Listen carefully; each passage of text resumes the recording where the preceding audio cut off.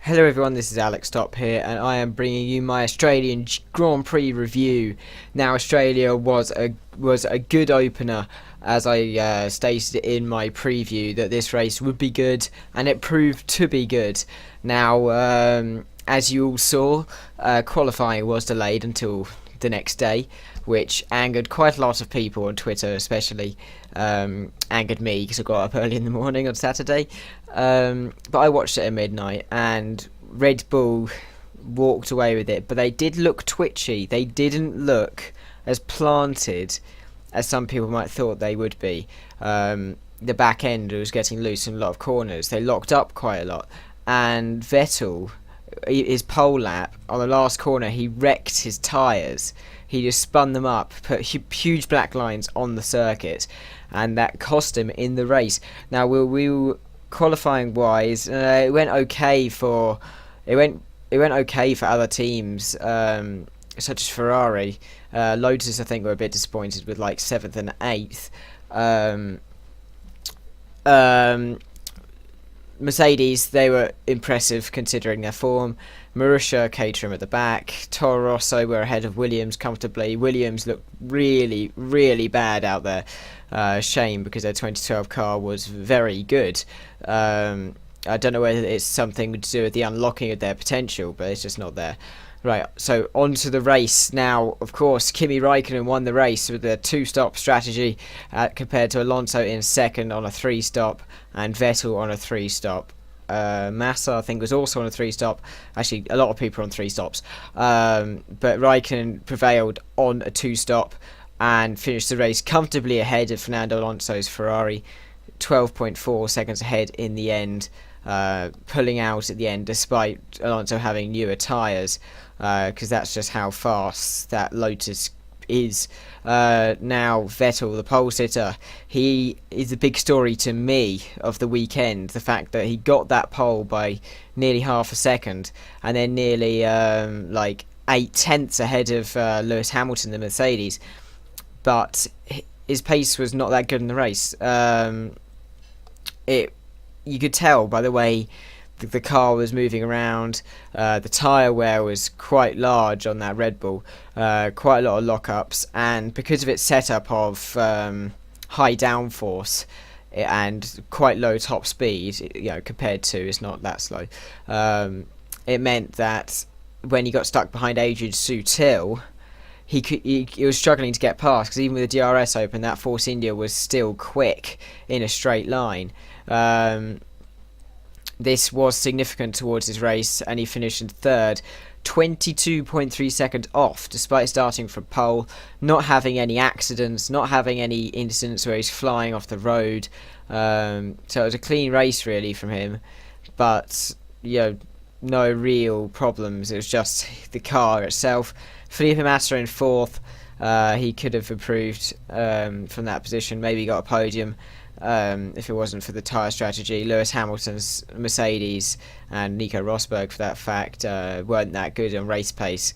They're good. They've got a good qualifying car, it looks like, but their race pace isn't so good. But 5th place, still a good result for Mercedes, considering the way they ended last year. Mark Webber, now, he finished like 24 seconds behind Vettel. He had no KERS for a lot of the race. That's 3 years in a row now.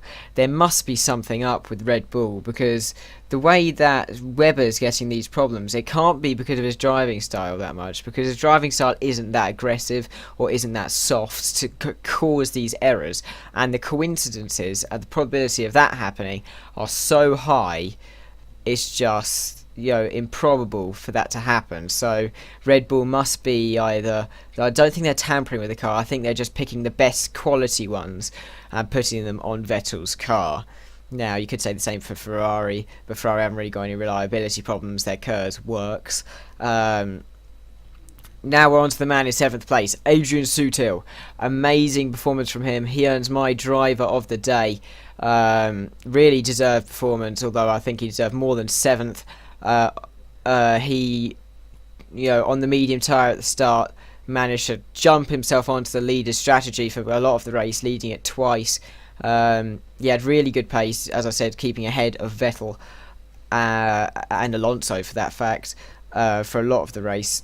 Now, when he went on the super soft tyre, he had huge graining at the start that caused him to lose like 20 seconds, and he thought he had to pit again in an interview afterwards, but luckily the tyres came back to him a little, and Di Resta was catching him a lot. But I've heard some rumours that there are team orders at Force India. Whether there were doesn't really matter, because it's all about a team result. For Force India, 7th and 8th for Force India, good job there. Now, Jenson Button in the struggling McLaren. Now, a lot of people are saying that's the story of the weekend. I feel that is not the story of the weekend. The story of the weekend for me has to be Vettel and Red Bull. The story of McLaren is many people knew they weren't competitive, and I wasn't expecting that to change really by Australia. So I think that's actually a really good result for McLaren. They're being realistic with what they're saying. They're not saying this is a massive shock. They're saying we need to work on it. So I don't really feel that's a massive shock, although I think they will recover during the season. Whether they'll win a race or not, take some luck. But anything is possible, really. Now, looking at Romain Grosjean, he finished 1 minute 22.7 behind his teammates, nearly a lap behind. Now, many people thought that, look at Raikkonen at the top, then look at Grosjean in 10th. Now, Raikkonen had a lot of upgrades on his car. Raikkonen had a new front wing, new front splitter, and new rear wing.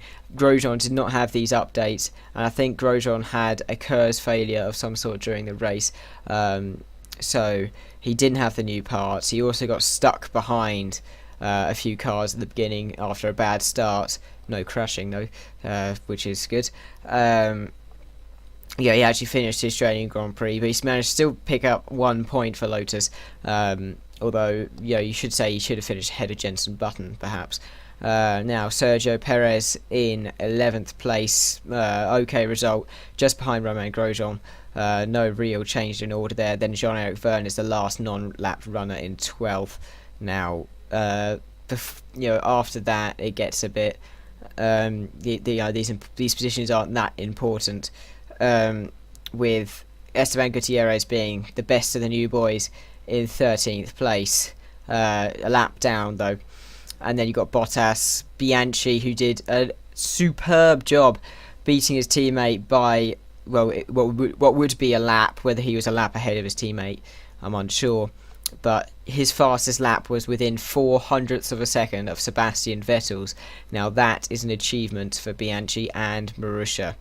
I don't think that should be put down, because Vettel, although you may be saying that he was backing off at the end, that's still really good for the Marussia to show that it has some pace in that car. Then 16th we've got Peak, Chilton in 17th, then Van der Garden 18th. Disappointing weekends really for all three of those people. If Caterham, being the bottom team on the grid, not really showing they could beat Marussia, although Charles Pick did. Chilton, I'm not quite sure what happened to him. Now, the people who retired: Daniel Ricciardo, Nico Rosberg, Pastor Maldonado, and Nico Hulkenberg, who did not start. Very disappointed for Nico Hulkenberg, especially as he led the last race of 2012. Now, McLaren, are they going to switch to their old car, the MP47? I think it is a firm possibility. I don't think we should rule it out. That car was very, very quick last year. I don't see any reason why McLaren can't use it. They say that it needs a few tweaks to the front wing, but that really isn't a job. But the problem they've got is parts, because all their new parts and their parts suppliers are supplying the new parts to the car. To tell them to go back to the old, it was going to be quite difficult to do. But that car, the MP427, was the fastest car on the grid at the end, winning in USA and Brazil. So I think they should really, because it's MP42A. I think it's just going to take way too much effort out of their 2014 car. So yeah, I think they switched to the old car. And so pretty much we've got Raikkonen leading the championship, of course, and Ferrari leading the constructors by a point, I think, a point or two. and Ferrari looking incredibly strong actually. I wasn't expecting them to be this fast, and Lotus also looking strong. So expect a fight between Lotus, Ferrari, and Red Bull, I'd say, with Mercedes tagging behind somewhere. But I think Force India will be behind Mercedes because they're looking very, very competitive. This has been it from Alex Stop, and I'll see you next time. Bye.